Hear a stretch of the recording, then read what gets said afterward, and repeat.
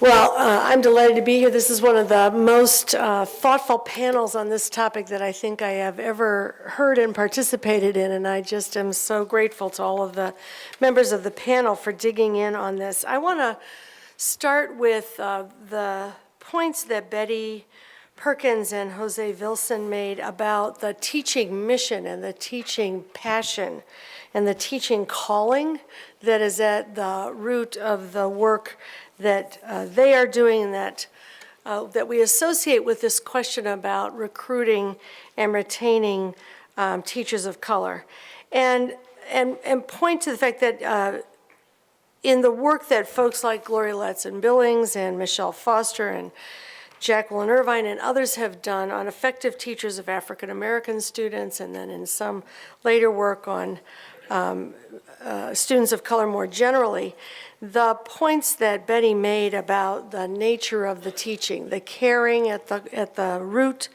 the passion around conveying content in meaningful ways, managing a classroom in a humane and supportive way, are the things that all teachers who are effective with students of color, white and minority teachers, do. And the color of one's conscience, as Cliff put it, is really the goal that I think is at the root of this effort. Minority teachers are a resource for their colleagues in teaching as well as for students. And it's about getting a deep knowledge base and commitment to the students that drives these issues around recruitment and retention. I want to put this in a big social context and talk about what the policy moves would be that we would need to undertake if we were going to actually solve this problem. I came into teaching myself in 1973 in what was probably the last cohort of women and people of color who came into teaching because it was one of the few professions available. And so I had a moment in my choice of career where I was reminded by a family member that you don't go into, I was the first person in my family to go to college. You don't go to college to become a starving musician, which was a path I was considering and many of my family members had already taken. You go to college to become a teacher. And that was kind of, a framework. And so we had a captive labor force of highly qualified, very talented individuals who went into teaching because it was one of the few occupations available. And then that changed. And, as a good thing, many occupations and professions opened up, and now we're competing with law and medicine and engineering and architecture and all these other professions. And that's a good thing, but teaching has to be a profession worth choosing, and one needs both that calling and that sense of mission, and then a context within which you can, in fact, enact that calling and that sense of mission. And I think that's what all of the panelists have been reminding us here. And I've seen it in more recent years, more up close and personal, because I have two daughters who went into teaching, and both of them lived with us because, as Jose said, you often can't pay off your student debts from going to school to become a teacher on a teacher's salary. So that was a blessing as a parent, but one of them taught in Palo Alto, white and wealthy Palo Alto, and one taught in East Palo Alto, right across the highway, and all minority school district. And the dramatic differences in the salaries and the working conditions, which we see across the country, we saw in our own family. And I think we have to raise up some of these issues that maintain these the problems that we're talking about if we want to ever solve these problems. I also want to say how delighted I was to see all of the great work that Richard Ingersoll has done with the SAS data over the years. I headed the team that created the SAS at the Rand Corporation many years ago, and it is being used to good avail by Richard and his colleagues. So we've been pointed both at the questions of recruitment and at the very important issues of retention. Thank you, Richard, for raising those. It's important to put in the context that turnover in the teaching force in the United States has increased generally in recent years. It used to be about 6% a year attrition of people leaving the profession. It's now up to about 9%. It's a pretty substantial increase. Richard's data that he showed today showed movers, people who both leave the profession and change schools, 19% for teachers of color, 15% for white teachers, also a very high rate of churn in the teaching force, something you would not see in many countries around the world where teaching is a very stable profession, where people are recruited in, enabled to get well-trained, supported, and there's not an expectation of turnover. So we have a general problem with the condition of the teaching profession. Many of us know about the Metropolitan Life Survey, the last one before they discontinued it, which found that satisfaction rates for teachers had dramatically reduced in the United States. And that is a function of poor working conditions in many places, the ongoing continued inequality in resources that we have from district to district and from state to state, teacher bashing, a discourse in which there's an idea that somehow we're going to fire our way to Finland, that we're going to become, magically better by figuring out who the bad teachers are. All of the massive hundreds of millions of dollars pointed in that direction rather than in the direction of recruiting and retaining teachers who will stay and be highly effective in teaching. And among the points that on Richard's charts that I noted was the fact that dissatisfaction, of course, was the number one reason for teachers of color leaving. Administration was headed the list, and then immediately thereafter was accountability and testing. A very important finding, actually, that this context that we find ourselves in of punitive testing is actually driving people out of the profession, in particular minority teachers who happen to be in district contexts where the punitive frame for that set of policies is often most severe.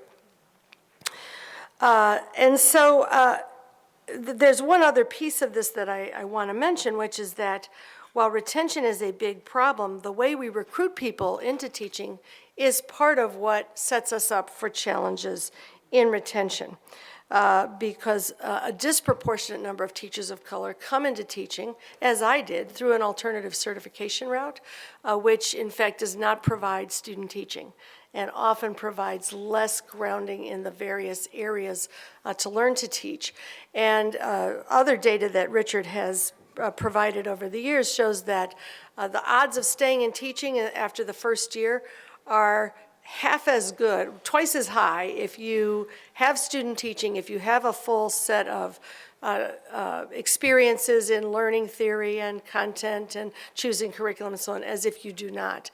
And so we don't really value teachers very much if we say to them, we really want you in the profession, but we're not willing to spend any money to get you here, and we want you to do it on the lowest, cheapest possible way and with the least training possible. If we really cared about this issue as a society, we would say we will give you the very best training possible with the very greatest number of resources to support your entry and your ongoing retention and not leave it to chance. And that's what Betty's program does, and it's what we need a lot more of our policy to be able to support. So in brief, what if we wanted to solve the problem? 5 things we would need to do. Number one, we should recruit teachers generally in the way that places that are high-achieving countries like Singapore and Finland and Korea and others do, which is that you go to school to become a teacher completely free and with a stipend or salary while you're training. In Singapore, you would be earning $30,000 to $50,000 while you are in training as a living stipend until you are, because you're already in the pipeline. That is true in Canada, Australia, many other places that people don't pay to become a teacher. The society understands that what you want to do is pick the very best people and then support them to become teachers. When President Obama was running in 2008, I was working with the campaign at that time. He made speeches about the fact that if you will teach, we will pay for your education. That is a promise that we still need kept in the next 2 years because it is the symbol the single most important piece of getting people into high-quality training programs where they can be supported to learn to teach at the elbow of an expert urban teacher. In the 1970s, where there was a lot of dollars for training, and people my age will remember all of the urban teacher corps and NDEA loans and all those kind of things, we actually eliminated teacher shortages because people did have pathways to come into teaching.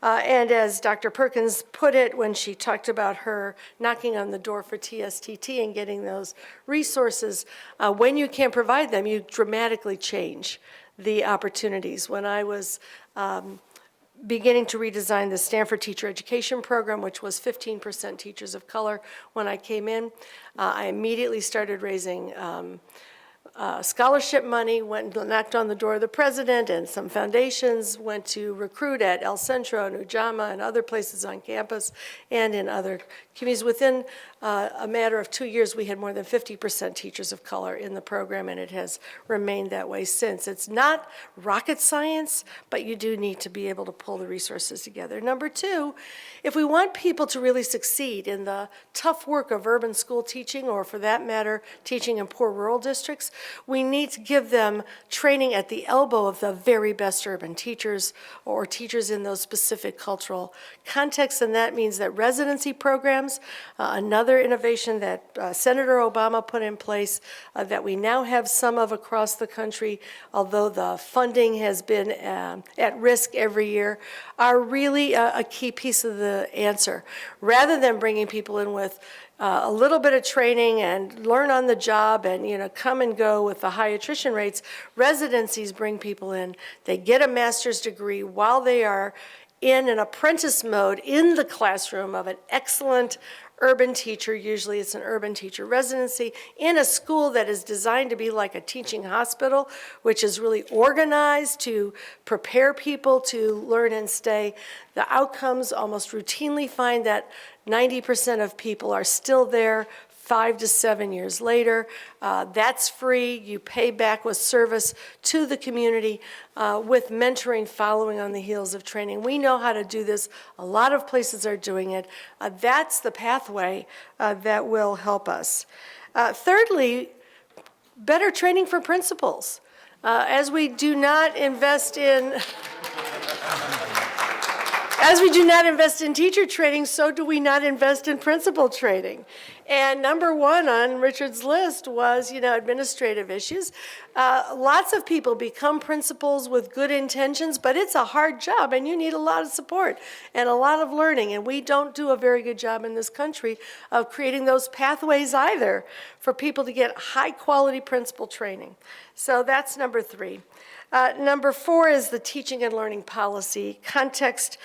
We are in the process of having a conversation about a revised Elementary and Secondary Education Act. In fact, everyone is calling it ESEA again. No Child Left Behind is being left behind. Both the title and we hope some of the more problematic elements of it.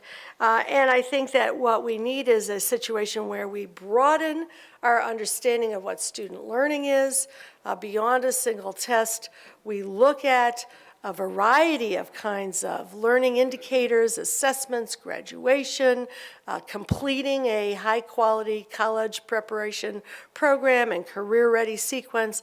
That becomes a basis for thinking about what our schools are trying to do. We support schools that are serving high-need students. We use data for continuous improvement rather than for punishment, and we move out of this a very punitive, high-stakes environment where on the basis of narrow, limited, multiple-choice test scores with very little investment, testing without investing becomes a cudgel with which we beat up the very people who are willing to work in our highest need schools. That has to end. So ESEA is very important to us. Finally, resource policy. We have the most inequitable funding system of any industrialized country in the world. Our highest spending states spend 3 times more than our lowest spending states. Our highest spending districts within a state spend at least 3 times more than the lowest spending districts. Within districts, we inequitably allocate resources to kids. It is antiquated. It is out of date. We need to move on. Some states are beginning to do this. California's just passed a very progressive school funding initiative. That has to be part of the conversation. So one of the things we need to be doing is helping policymakers and practitioners think about, as our panelists have reminded us, the big picture within which this issue sits. And to solve the problem of the teaching force, we need to really address the problems that have been swept under the rug with the structure of American public education. Thank you.